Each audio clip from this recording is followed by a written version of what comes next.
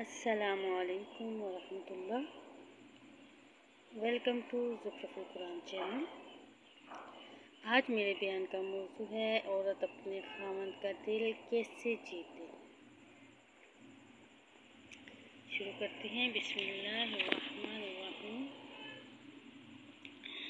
اس کا جواب یہ ہے کہ خاوند کو اپنانے کے لیے چند اسباب ہیں، اور وہ یہ ہیں کہ سب سے پہلے اللہ تعالیٰ کے حکموں کی اطاعت کرنا۔ نمبر 2، گناہوں کو چھوڑ دینا۔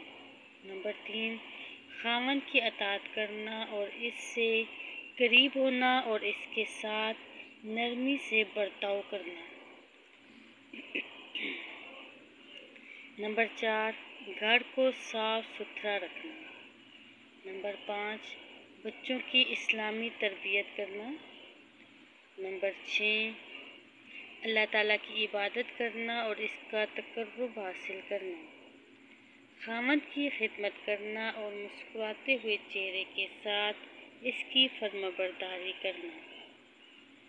نمبر 8، اچھے طریقے سے خاوند کا استقبال کرنا اور اس کے لیے آرام دہ مناسب فضا مہیا کرنا۔ نمبر 9، خاوند کو اپنی محبت اور احترام کا شعور دلانا تاکہ وہ سمجھے کہ اس کی بیوی اس سے محبت کرتی ہے اور اس کی عزت چاہتی ہے۔